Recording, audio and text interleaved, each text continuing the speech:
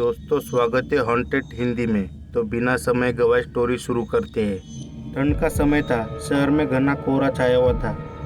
मेरे नाना एक बड़े अधिकारी थे। रोज की तरह उस दिन भी जब मेरे नाना अपना काम खत्म कर दफ्तर से घर की ओर जाने लगे तो रास्ते में पड़ने वाले बाजार से वो कुछ सामान लेने के लिए रुके।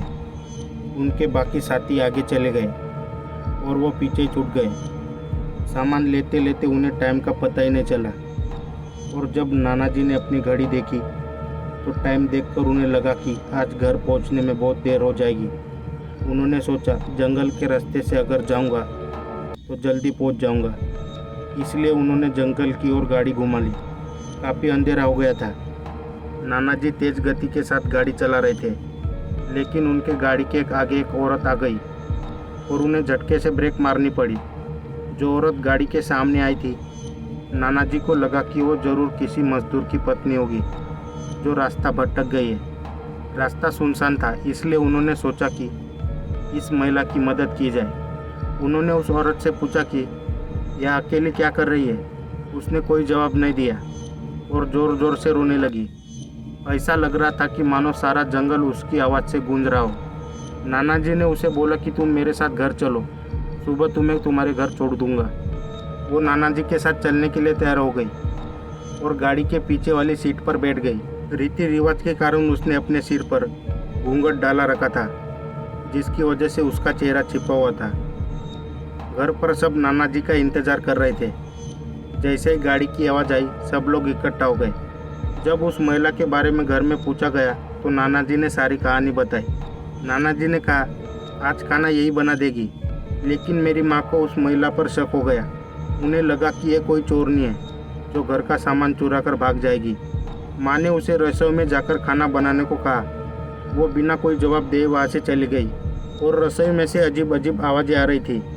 रसोई में सारा सामान रखवा कर मेरी माँ ने उसे कहा कि सब भूखे हैं, इसलिए आज जल्दी खाना बना दे।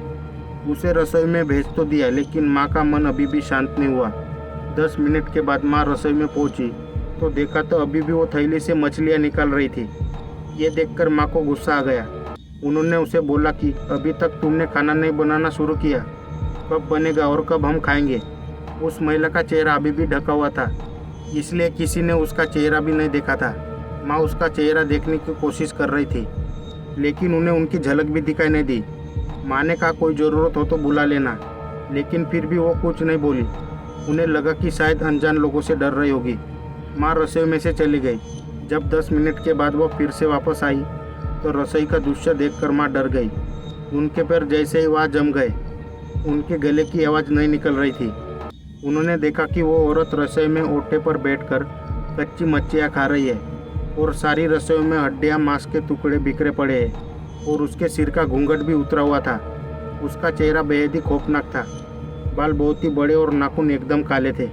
वो मछलियाँ खाने में मग्न थी, इसलिए उसका ध्यान माँ पर नहीं गया।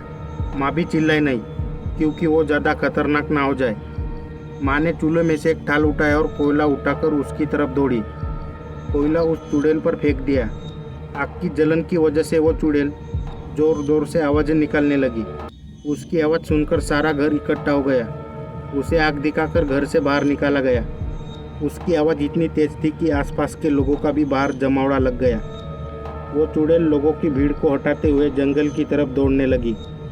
सारे लोग डर के मारे काँप रहे थे और मेरी माँ की हिम्मत की दाद भी दे रहे थे। अगर उन्होंने सही समय पर कोयले से उस चुड़ैल को भगाया नहीं होता तो ना जाने आज क्या हो जाता।